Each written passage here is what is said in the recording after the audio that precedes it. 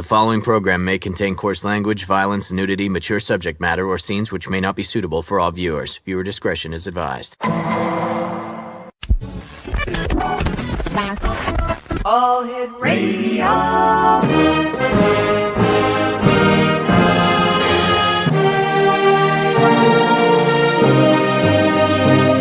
Welcome to the X Zone, a place where fact is fiction and fiction is reality. Now, here's your host, Rob McConnell. And welcome back, everyone. This is the X Zone. I am Rob McConnell. You should know that by now. I've been here for 35 years every night with you since then. www.xzoneradiotv.com is our website, and we're coming to you tonight around the world on Talkstar Radio Network, Mutual Broadcast Network, the X Zone Broadcast Network, and on Channel 34 on simultv.com. Now, before I bring my guest out this hour, his name is MOISES SZARF. I'd just like to remind everyone that if you would like free access, I'm talking free, the F-R-E-E word. Well, if you'd like free access to 50 exclusive TV channels, 95 online games that are available in 5 different languages, and thousands of movies on demand, all free, just go to www.504free.ca. That's 50. That's the number 50. The word for free.ca. That's 54free.ca. And you can have access to those 50 exclusive channels, of which the X Zone TV channel is one of them. 95 online video games in 5 different languages. And of course, thousands of movies available on demand with compliments of REL-MAR McConnell Media Company, all our divisions and affiliates, our broadcast partner, and good friends at SimulTV, and their website is simultv.com. MOISES SZARF is our special guest this hour, and let's bring MOISES on. And MOISES, welcome back to the X Zone. Where are you? There you are. Hi there. How are you tonight, my friend? Amazing. This is the second time on the show, and we've talked about it. The first time was 18 years ago. So wow. And you know what? You haven't changed a bit. I am a Gen Xer, and I think you are a baby boomer. Yes, I am. Yes, I am. Like my mother. How is your mother, by the way? Well, amazing, and she is the one that really it's through her that I get in touch with all of this, that we are going to be talking tonight. Like many good things in my life, she has been the channel for many good things in my life. You brought up something very important, and I think we should remind our listeners and our viewers around the world that this coming Sunday is Mother's Day.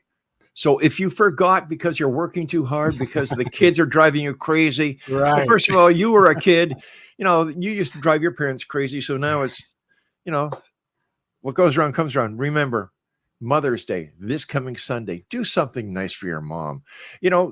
They've done so much for us over our lives that if we can't say thank you once a year to our moms, it's pretty bad. But I personally, I believe we should say thank you each and every day while you can, because, for example, my mom passed away 2 years ago, and I'll tell you something, she's missed each and every day. So take the opportunity, Mother's Day this coming Sunday. And why not tomorrow morning, wherever you are, just call up your mom and say, hey, Mom, just thinking about you. I had to call and say I love you and thank you for everything. MOISES, tell us a little bit about yourself. Who is MOISES SZARF, and how did he get the Ethereal Connection going? Well, I live in South Florida. I was born in Venezuela, but immigrated here to the United States around the year 2000, to December of the year 2000. So a long time ago. I've been here I've been living here ever since. I work with digital marketing in doing SEO. You might know what that is. SEO, sure, search engine SEM. optimization. Yeah. Right. Yeah, that's my profession. And with regards to what brings us here today, the Ethereal Connection, basically what it is, Rob, is I'm trying to frame. I am framing the history of rock and roll as a phenomenon, but within what I call its highest purpose. So imagine a process, like the process of rock and roll, but within its highest purpose. That basically I am, defining it as the messianic aspect of rock and roll, saving the world in a way, or making an important contribution as rock and roll, did when it just first sprang in the world, an important contribution to the betterment of the planet, the balancing of the planet, and a big counterbalance to all the bad things, and probably even being a big factor in stopping bad things from happening. So it's again a process, but what's the highest purpose of rock and roll, and essentially uh, proposing that this highest purpose is essentially, it was fulfilled in a way, but there's more to come. But right now it's completely stagnated. Right. Okay, Matthew, I'm sorry, Moises, my producer is asking me if you can back off from your microphone a little bit because you're blowing his ears apart. Sorry, Matthew. It's okay. What was it in the Beatles song, With or Without, or not? The Beatles didn't do that song, but I was thinking of Within You, Without You. What was it, With or Without You, that song that changed your life in an instant? I became a U2 fan in 1987 at that moment. Basically, again, Rob, my mother had gone to New York. The year 1987 was the year that the CD format exploded, and we had a CD player at home back in Venezuela, but there were yet no stores that sold CDs yet, but we had the device. So she went to New York and she just entered Tower Records, and just asked the guy there, hey, give me the top 5. And among those top 5 CDs, the top sellers of the year were Def Leppard, Hysteria, Paul Simon, Graceland. There was a Madonna album. There was a band called Cutting Crew with the song I Just Died in Your Arms Tonight. You know that song? Right, yeah, probably. Sure.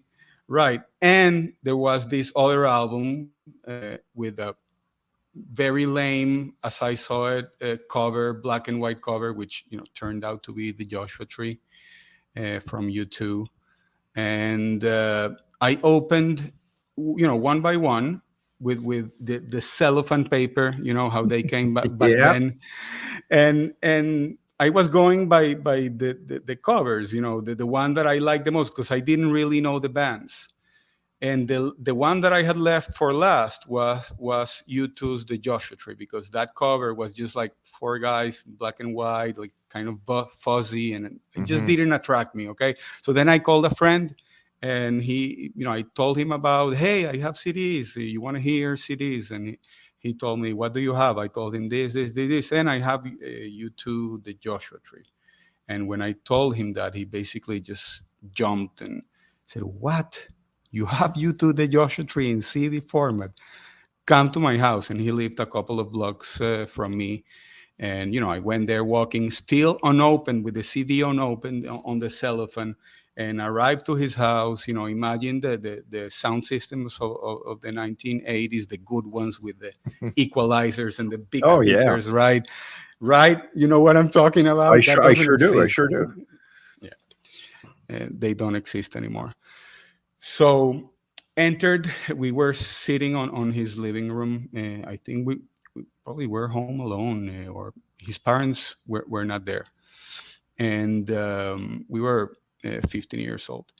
and he just, takes the CD, opens the cellophane, and he says, "I'm gonna play With or Without You for You." That's the single right now. And as soon as the song started playing, I don't know if you recall that song. If not, I'll share it with you. But it starts with a very ethereal guitar that's completely in contrast of everything that was happening in the 80s. I mean, that sound on the beginning of the song, just sort of hypnotized me. Just that beginning of the song, and then a very rhythmic bass starts, Yeah. and then Bono's voice comes in, and his voice is really what just took it to the other level for me. As far as, I felt sort of a pain in his voice that resonated with me, and this I can explain it to you years after. Back then I was completely hypnotized and completely taken by the song, and basically for all of the almost 4 minutes that it lasts, or a little more than 4 minutes, I was completely immersed and completely hypnotized by that. Well, it's a great song, and U2 is one of my favorite bands, and so are the Beatles. And when we come back, I'd like to talk to you about the Ethereal Connection, a synthesis of U2 and the Beatles. My special guest this hour is MOISES SZARF, and we'll both be back after this short break. Don't go away. Exonation, MOISES SZARF is our special guest. The website is the etherealconnection.com. So let me ask you this, MOISES. What is the Ethereal Connection, a synthesis of U2 and the Beatles?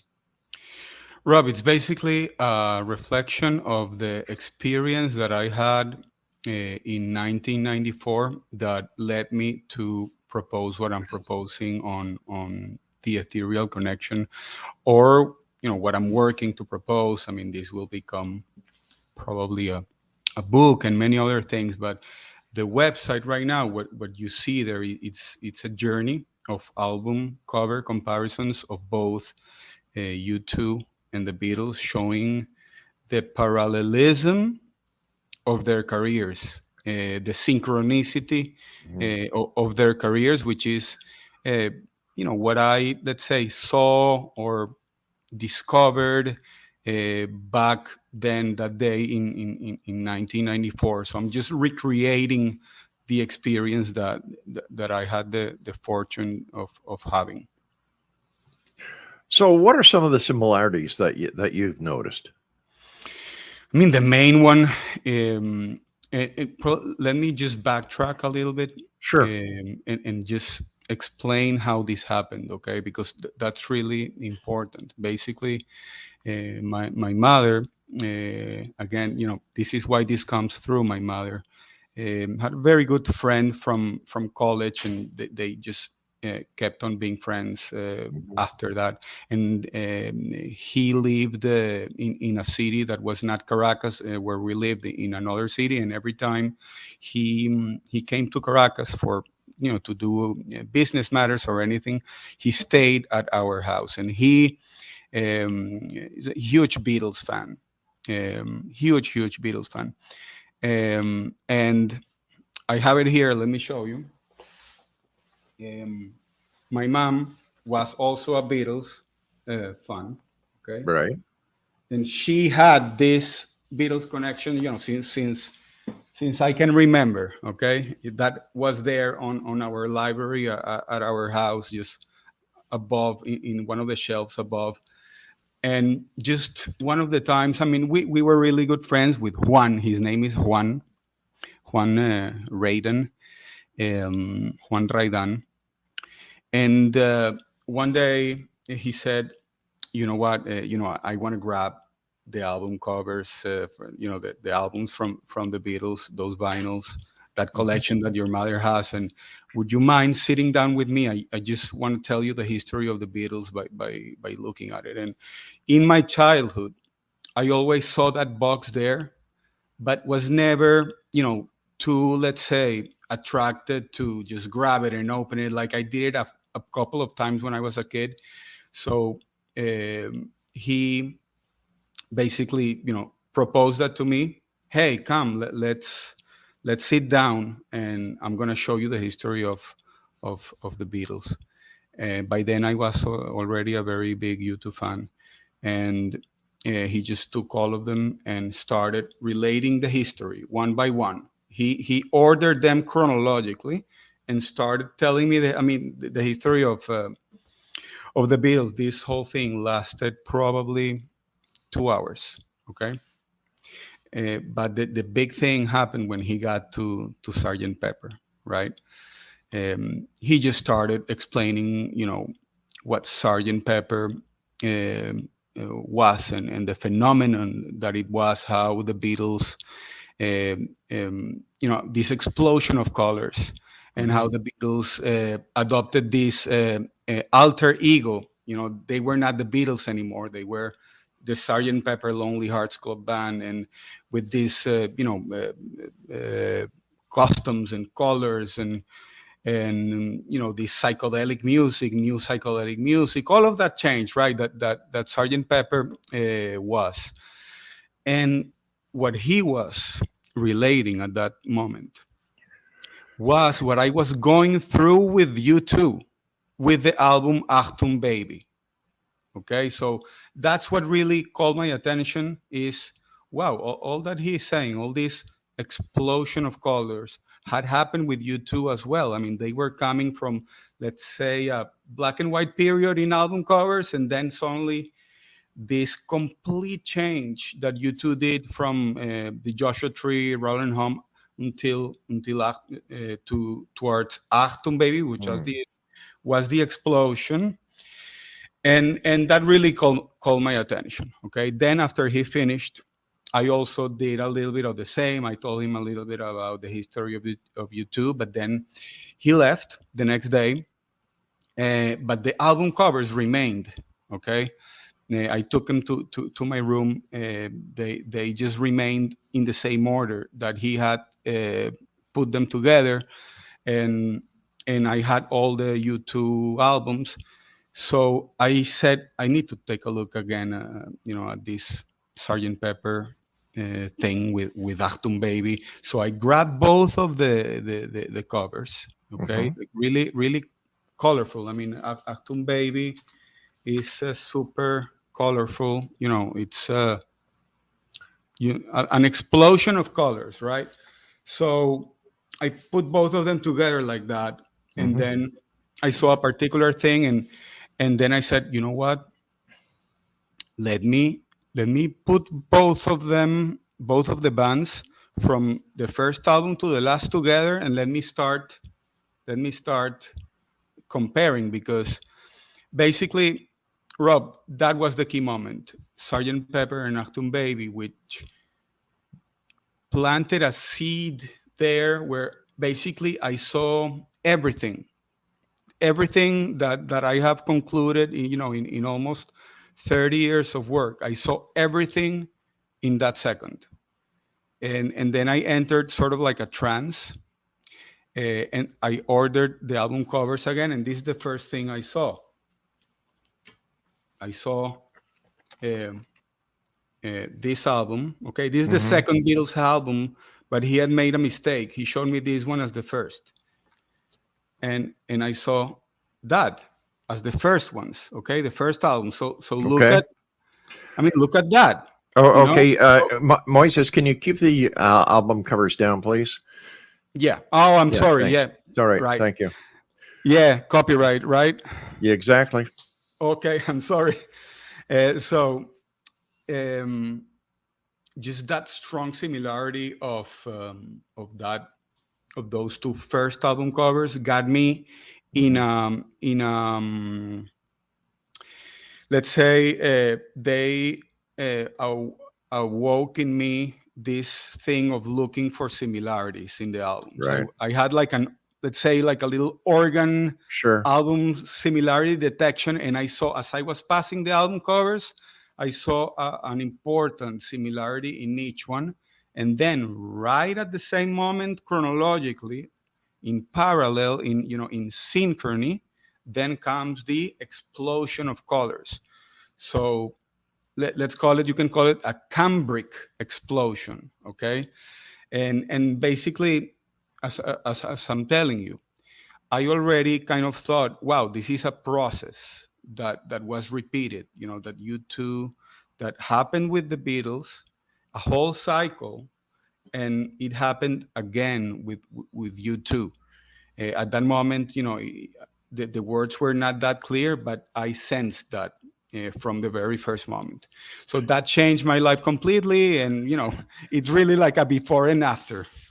Did you do a similar review of other albums that are out there by other groups? For example, the Rolling Stones, the Turtles, the Beach Boys, to see if there was any other similarity or any other marketing Right.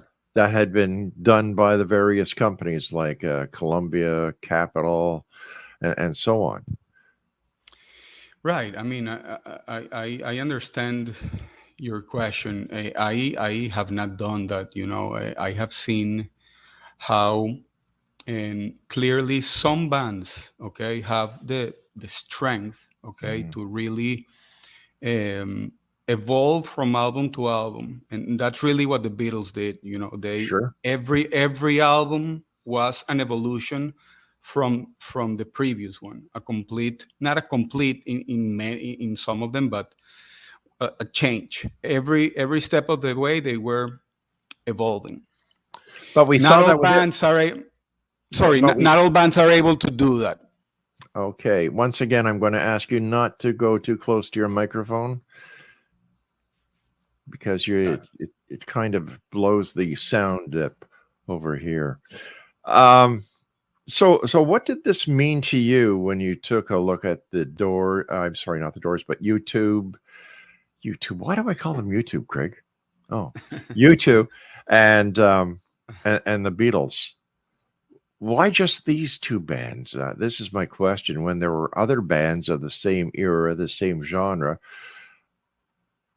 for example, the Beach Boys, they had a progressive marketing on their albums as well. So I'm just kind of wondering why the focus on just these two bands, the Beatles and U2. It's a torch. I mean, there's no doubt that the Beatles carried the torch of what happened in rock and roll. Yes, Sure. I mean, the Beach Boys were incredible, Rolling Stones, all of those, right? But the ones that carried the torch were the Beatles. And when they broke up, okay, John Lennon kept on his own path, which was really important. Sure. Paul McCartney, his own path. George Harrison, his own path. But a void was left after they broke up, and this is where the phases of the process that I'm conveying are important, right? The Beatles broke up, and there was a void. Then rock and roll kept on sort of evolving or on evolving, and let's say the big concert thing happened with Pink Floyd, where you had these huge concerts with the wall coming up. It all became very theatrical. And what happened at that moment? The phenomenon of punk happened as a reaction against what was happening in rock and roll.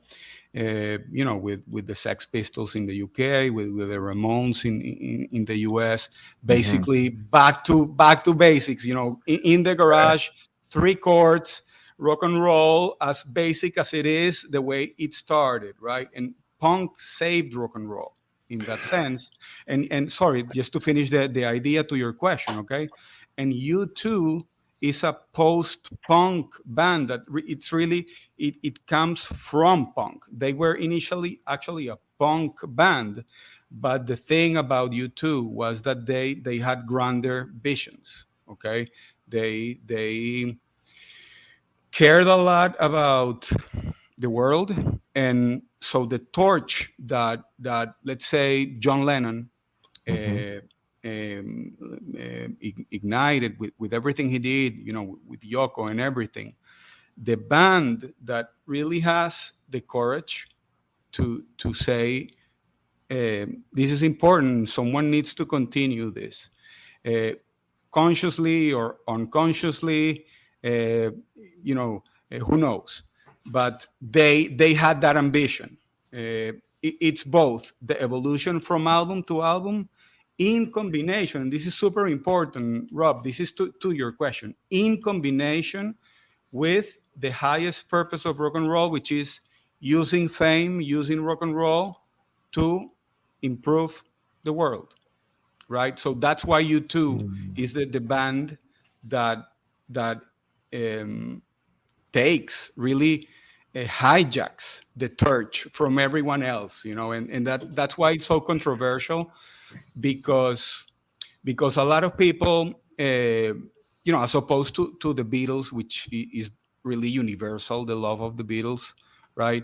U2 has sold 100 million albums, right? So it's not that they're not popular, but to say that U2 is the band that inherited the torch from the Beatles and really took it as far as the Beatles, in the sense of completing a process of 13 albums evolving from one album to the other, it's U2, the band that did it.